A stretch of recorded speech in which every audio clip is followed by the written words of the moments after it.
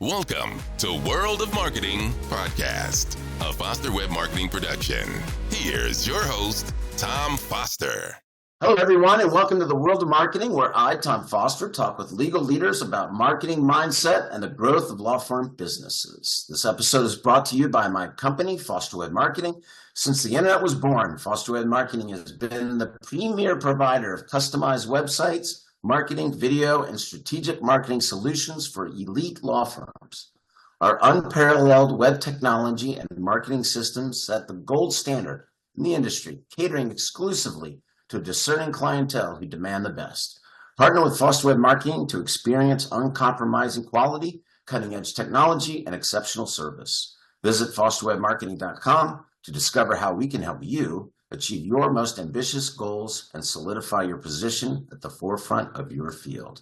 Today, it is my great honor to have as my guest, Steve Fretzin.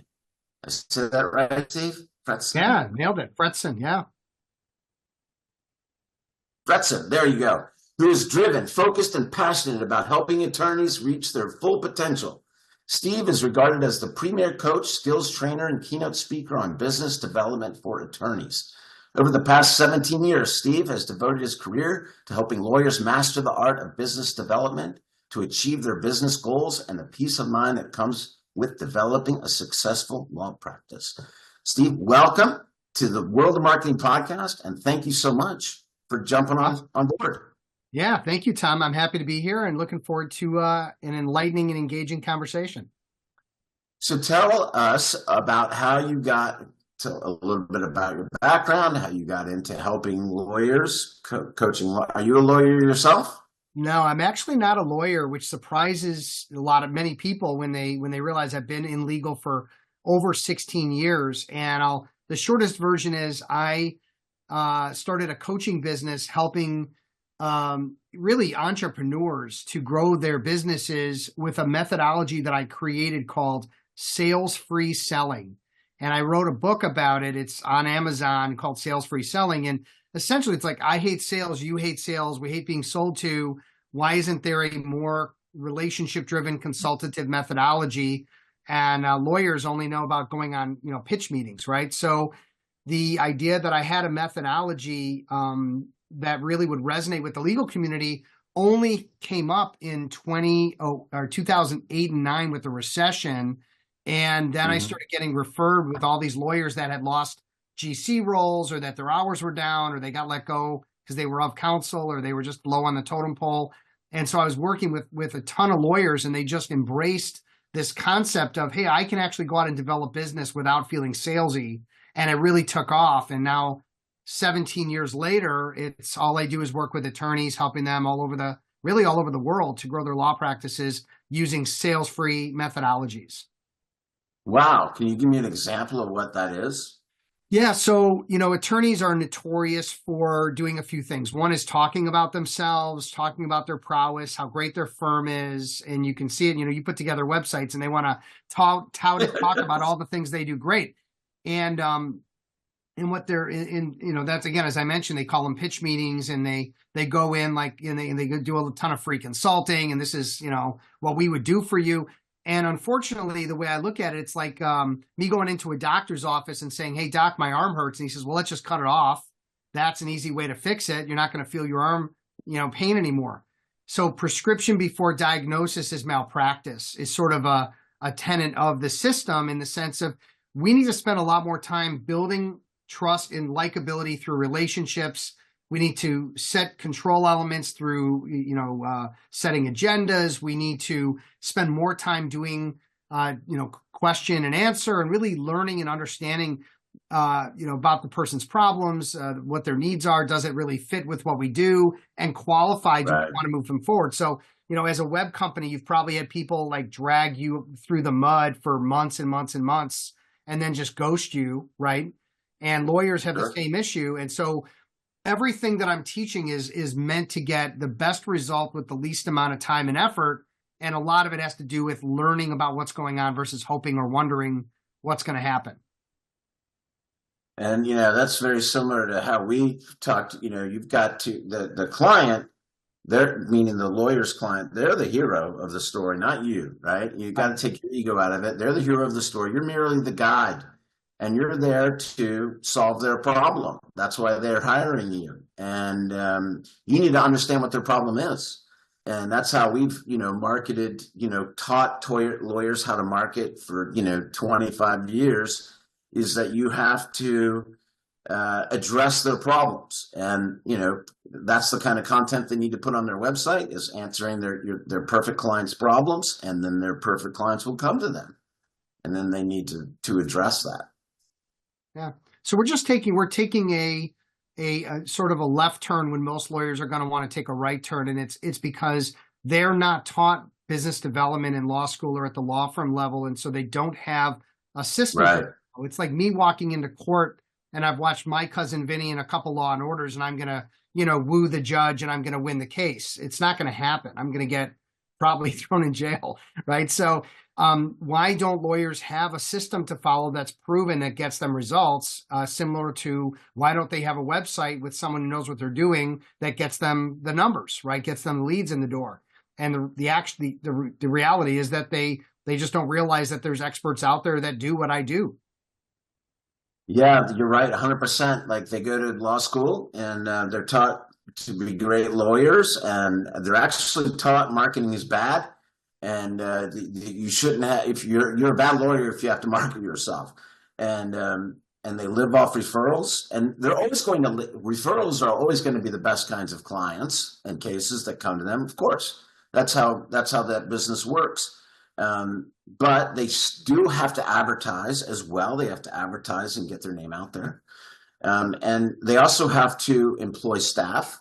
If they want to scale and grow and spend any time out of the office, they have to grow a business and learn how to run a business, which is completely different than, trying a case or, learning, legal acumen, right? I mean, isn't that's what you face when you.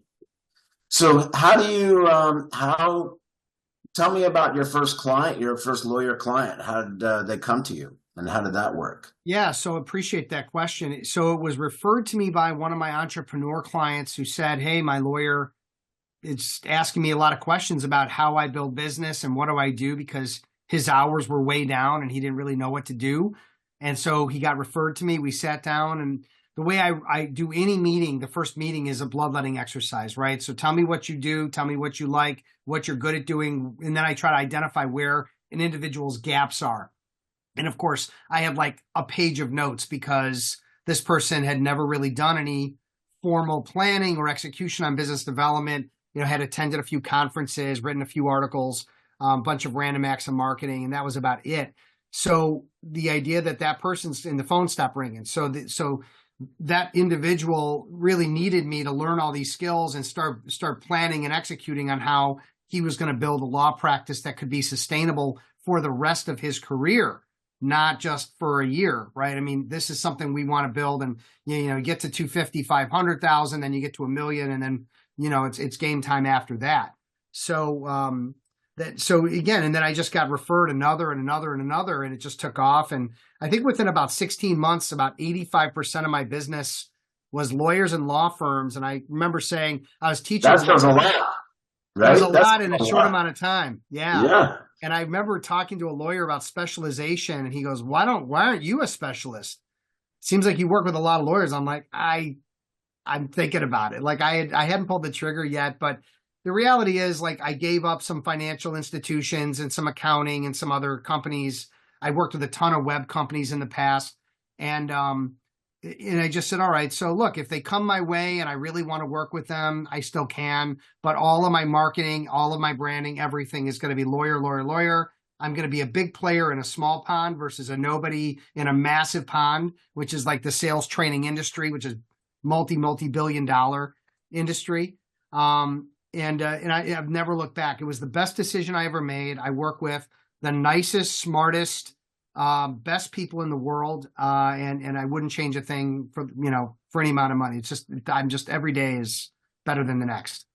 That's fantastic. Well, good for you. And, we appreciate guys like you in this business, that are helping these guys out, because you're right. They're genuine people, and they got a good heart, and they're trying. Most of them at least, and they're trying to help other people, right? That's what Yeah.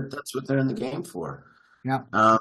So, do you work with any particular niche of lawyers? Like, do you like PI lawyers, immigration, family law, or is it all Yeah. over? It's really, yeah. I'm in every state. I'm in every practice area. I'm working with solos all the way to big firm lawyers. It's really about the individual lawyer's motivation to change and grow and develop and be, more than the current status quo. And so it's been really interesting for me because not only, how a PI attorney is different than a big firm transactional attorney working Right. on mega deals, but then you work with someone in New Orleans different than someone in Massachusetts, different than someone in California, and they have their own unique issues and challenges in their Sure. landscape. So I thought it might get boring just working with lawyers, but it hasn't at all. It's been really interesting, and I feel like I'm learning a lot about the law. I've become very interested in the law and in the legal system much more than I used to be. But I spoke to an attorney today out of Saudi Arabia, and they don't have anything like this in Saudi. Like, this person is just, it's been word of mouth, but no branding, no marketing, no social media, no networking. I mean, the list goes on and on. And if this guy turned that switch and engaged me, the floodgates would open because he'd be so far ahead than the other attorneys in Saudi Arabia, just as an example.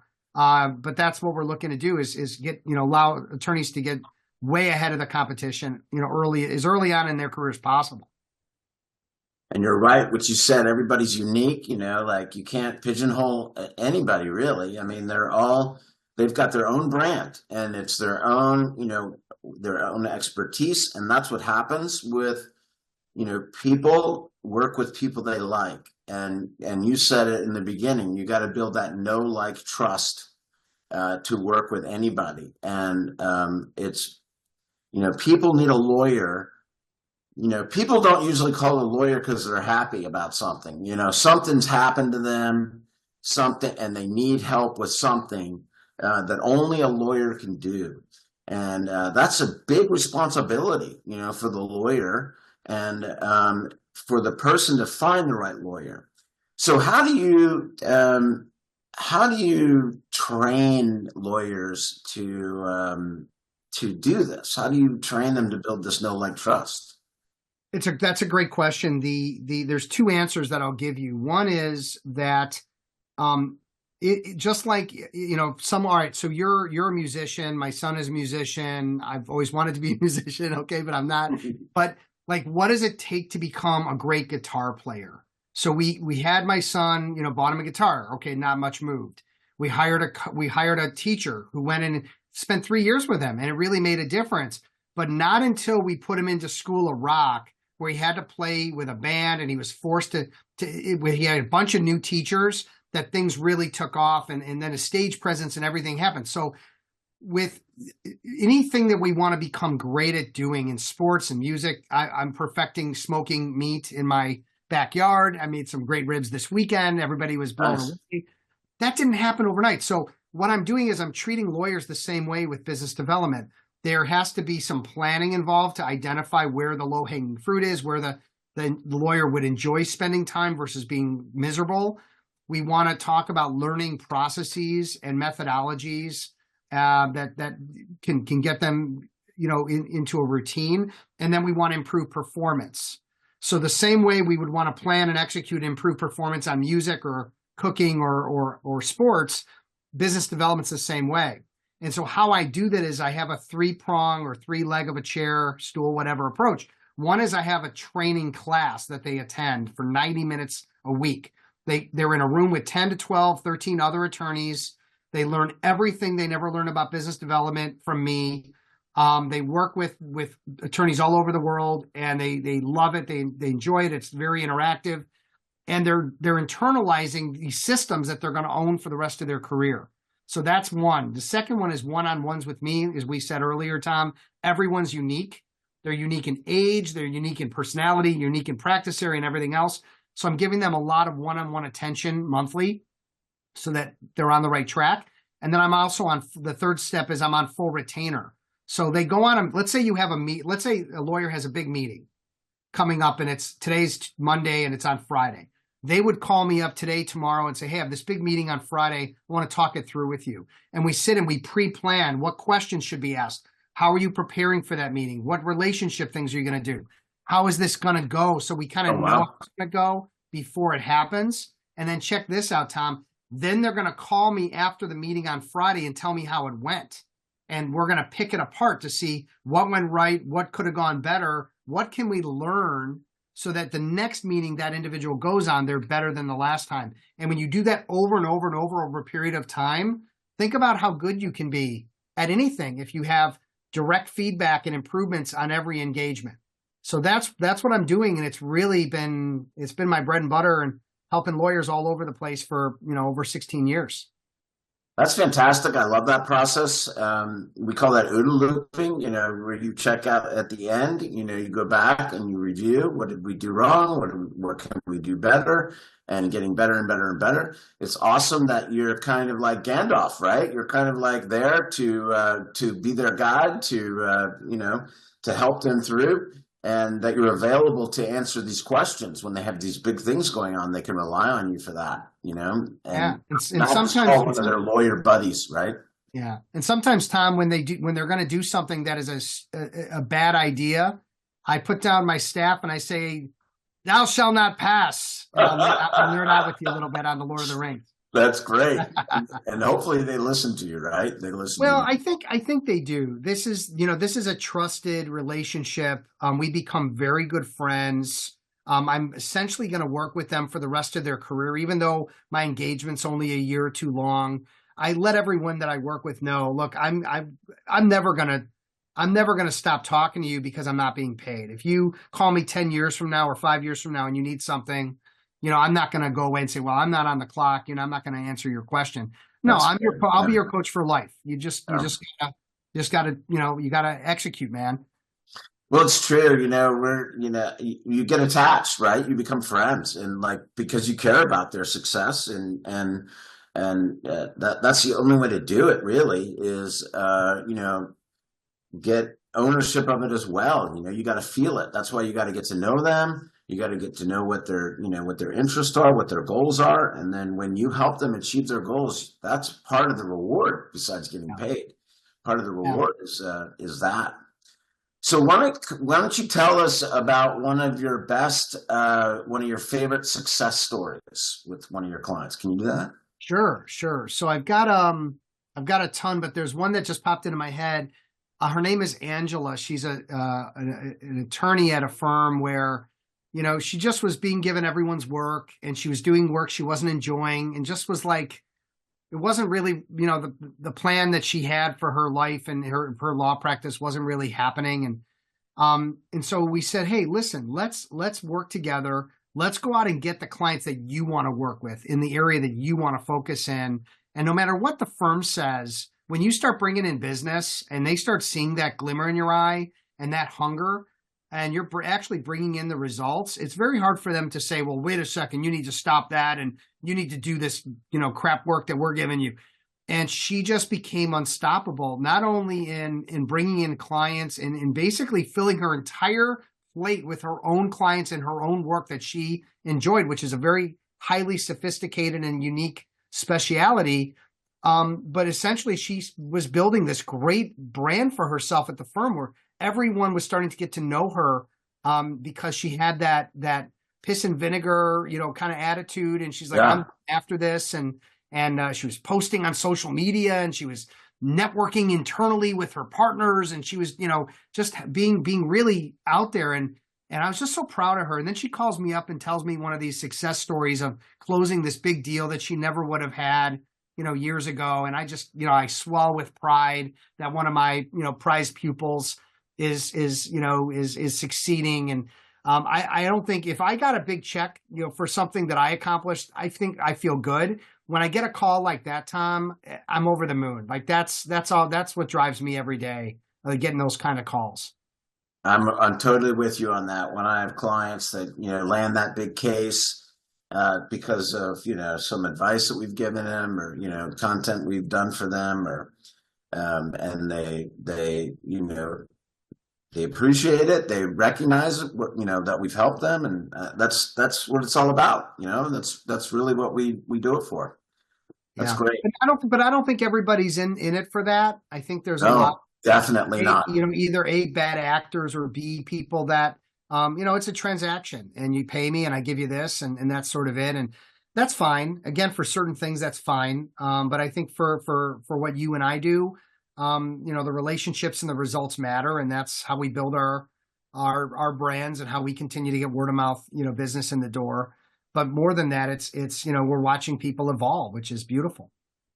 And a lot of people have heard, there's money to be made in the lawyer industry, right? Marketing to lawyer, helping lawyers with this. And there's a ton of people in this space that weren't here before.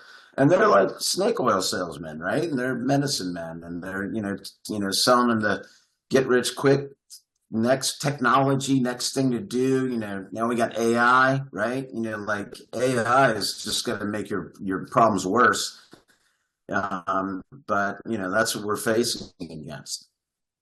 Yeah. Well, it's always evolving, Tom, right? Right. You got to stick up. You got to take advantage of what's out there, but don't let it own you. Don't be persuaded by stuff. Check it out, man. Don't just run off and do it just because your buddy, the lawyer, told you that it worked for them. Make sure that it really did. So let me ask you a question. What was some of your biggest mistake? That's my favorite question. Your biggest mistake. I would say my biggest mistake has happened before I got into working with lawyers. I'm a shiny penny guy. At least I used to be. And hey, you know what? I'm doing sales training, right? Well, you know what else people need is they need executive coaching because you can't run a sales team if you don't have good management and good leadership. So I set up an executive coaching business. And you know what else salespeople need? And they're all these terrible salespeople. They need, these leaders need recruiting, and there was no good recruiters. So I started a recruiting firm. So next thing I know, I'm running like 4 businesses, and I've got all these offices and employees and overhead. And I just was trying to be everything to everybody. And meanwhile, I wasn't really focused on what I do best, which is being in the trenches, working with people to help them grow sales, help them grow their businesses. And I didn't really lose my shirt on any of that, but I realized that I was just too thin, and I was actually not enjoying managing people. I'm a great coach. I'm a terrible manager. I hate babysitting. So that was probably my biggest mistake. And so I'm actually a great person for others to talk to when they want to do more. And I'm like a lawyer, devil's advocate, where I'll say, look, I get what you want to do, that this penny's shiny and it looks great. And it's really going to be, you're going to start a ceramics business, with your law practice, it doesn't make sense. Right. Whatever. That's an extreme joking example, but I mean, even if they're relevant, somebody starting a new practice area, I'm doing estate planning and real estate, and I'm going to bring in immigration, and I'll be like, what? Why? Well, because there's immigration business out there. Well, yeah, but why don't you just lean into the estate planning and real estate and bring in twice as much of that and stay with what you're known for and what you can be known for better. So it's like, I have a lot of experience in helping talk people out of things, which is something my lawyer father was excellent at doing. Now I'm following in his footsteps, apparently.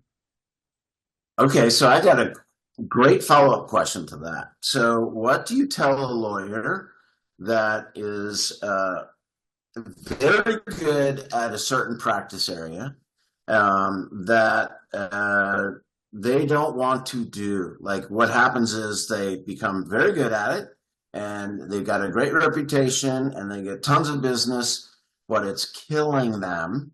Whether it's criminal defense, and they're defending horrible people, right? Or sex crimes and stuff like that. And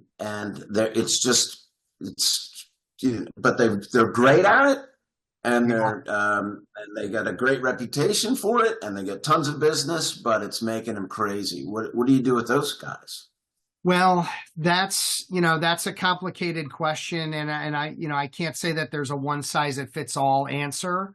In some instances, someone's going to buckle down and just keep making the money and bear through it. Another situation might be, all right, can I hire people under me to basically hand off? Like, I don't mind being the name and the reputation, but I'm going to bring in a team to handle all this work, and I'm going to get paid on it, but I'm out. And there's a divorce attorney that I'm pretty friendly with, and he doesn't do any divorce work. He has the name on the door. He brings it in, he hands it off, and if they don't like that team approach idea, then too bad. They can go somewhere else. But he has so much business coming in because of the work he does on the marketing, the branding side, and all that, and the reputation, that it's fine. And again, it's mostly about how you, and you know this very well, Tom, but it's how you transfer trust. Right? Yeah. So like there are people I work with, like I talk to you and I'm going to work with you on my website. Okay. And you turn me over to your team and I never talk to you again, but the result is great. Like, what do I care? I talked to Tom. I mean, I was in a personal injury years ago where I talked to the biggest personal injury attorney in Chicagoland and maybe in Illinois. Okay. I never talked to him again and it all worked out fine. He transferred the trust to his, guys, and that was the end of it. So that would be the second thing. And then the third thing would be, maybe you're handing that business off and getting paid the referral fee on it. And then you just start something that you would actually enjoy. So I hate divorce. I hate criminal. And I really love doing real estate and estate planning. Okay, for example. So I'm going to take that business in, I'm going to hand it off and get paid, but I'm going to build something else for myself. And maybe that means starting from scratch. Maybe it means leveraging all the relationships I built. There is some similarity between divorce and criminal and estate planning and real estate. They're not completely void of each other. So, but if I want to say, hey, I'm going to get into some weird, IP, space, international IP, and I have no experience in that, well, who does that? I mean, that would make no sense, right? That would be something I'd talk someone out of. Well, I asked that question because I have a client in that situation, and I hope he's listening to this and will come talk to you about getting some help in making this transition. Because I totally told him the same thing. Like to do that, and hire somebody that can run that business, keep your name on the door doing that, and then you start like estate planning business, right? Something that doesn't make you crazy. Yeah. And we have to get, they have to get out of stuff that isn't making them happy. Right. But at the same time, a lot of them lack the confidence to do it, right? They don't, and they need a support from a guy like you, that can be that Gandalf, that can be that support, that person that they can talk to and like, can I do this? Help me. I'm going to a meeting. What should I do? How should I behave? Because it's a different world for them and they just need help with it. Well, I get it. So who are some of your mentors along the way? I have a number of mentors. Originally there was a coach who helped me prior to me getting into my own business and really demonstrated to me that even though I thought I was a hotshot sales guy who made a lot of money, that ultimately hiring a coach changed my life and allowed me to make a lot more working a lot less. And then I transitioned that into sales-free selling and what I'm teaching this, to this day. There's a great guy I'm good friends with, Walt Hampton. He's been incredibly powerful and encouraging for me. And I'm learning all the time. I mean, I'm running a bunch of peer advisory groups too. I run managing partner roundtables. And so I'm always learning from them, and I'm bringing in all these top level experts to talk with them. And in doing so, I become friends with all these people. So I have just a wide range of mentors and people that I communicate with on a regular basis. And if I have a problem or something that I'm stuck on, I know I've got unlimited number of people at my disposal that I can reach out to and say, hey, this is up your alley. Can you help me with this idea? But I've been doing this so long, Tom, that I feel like end up being like the mentor for a lot of people. I end up getting calls from people that I had a meeting with a person today that is in consulting, leadership, and human capital. And I spent 30 minutes just educating her on what it's like to run a small coaching practice, how to get started, how to market it, why law firms are difficult, but a good target. Like, I'm probably more a mentor for others than I actually take advantage of other mentors, but that's because I've just been doing this a long time. When you have 20 years under your belt, there's a lot of things are clicking. You're a giver. I see that. I'm constantly networking, connecting people, helping people as much as I can without completely, like, she wanted to get together for breakfast and I knew it was going to be a 2-hour deal. And I said, look, I totally would love to get together. She's in my area. I said, but if I'm being honest, can we do this in 30 minutes? Just because I'm just totally swamped this week and I do want to spend some time with you. And that was my way of helping her, but without committing 2 hours to it. Nice. And we did it, and we did it in 30 minutes. I mean, I gave her at least a dozen ideas in 30 minutes, and she was incredibly grateful. So I like breaking bread with people. I like getting together with humans in person, but ultimately I've become a creature of the Zoom, and that's how I'm spending most of my time. Right. Exactly. I know what you mean. So what are some of your daily rituals that keep you going? Well, I mean, number one is I'm just very organized. I have no paper. I'm a big fan of Getting Things Done by David Allen. I teach, time management, and I think if I'm not doing what I'm teaching, then I'm a hypocrite. So when I look around my office, there's no paper. I use my Remarkable 2 tablet, which is phenomenal. I've gotten more than a dozen people hooked on, a wireless tablet. Having a small breakfast and I'm doing Pilates. I'm playing every paddle sport imaginable. And just trying to, I'm 54, so I'm really trying to be focused on health and wellness, sleep, as well as is just focused on my time and my managing of my time so I could spend time with my wife. We're going to travel a lot this summer. Normally I'd be spending a lot of time with my teenager, but he's away up in Minnesota at a fishing lodge. We got help get a job up there. His passion is fishing and guitar. And so he's got both up there. And so it's just about, again, everybody wants peace of mind and balance. And I feel like I have that. And I'm going to continue to advance on that as I get, into my later years, but I'm never going to stop working. I mean, that to me makes no sense. If you love what you do and you can slow down and do more of something else, but this is how I keep my brain sharp. Well, I can tell. I mean, this has been a fantastic conversation, and it's such a pleasure to meet you and get to know you better, Steve. I can tell that you're passionate about what you do, about helping other people, and it keeps you going.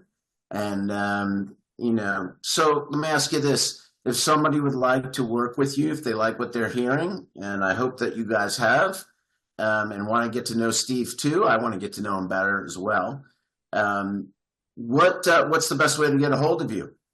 I mean, the best way is to check out my website. It's fretzin.com, fretzin.com. I'm all over LinkedIn. My podcast is called Be That Lawyer. And we've got to talk about, getting you on my show, Tom. That's a good next step too. Love to. Thank you. Just hit 400 episodes in about 4.5 years. Nice. We're cranking out episodes, and I'm just meeting with people for 30 minutes, evaluating what their situation is, what do they need, and if it's something that I can help them with, great. If it's not, then I'm going to find the right place to send them. It may not, like I just sent a guy who needed like 5 hours of my time. I don't do that. I do a program. So I sent him to my friend Steve Seckler in Boston and let him, work hourly, and everybody's happy. So that's just the mindset I have is we gotta all get along here. Yeah, and help people, and there's a lot to help, right? And it's good to have people like you out there in the world, and so with that, Steve, thank you so much for being on the World of Marketing. Stay here, please, everybody. Thank you so much for joining me on another episode of the World of Marketing, and we'll see you next time.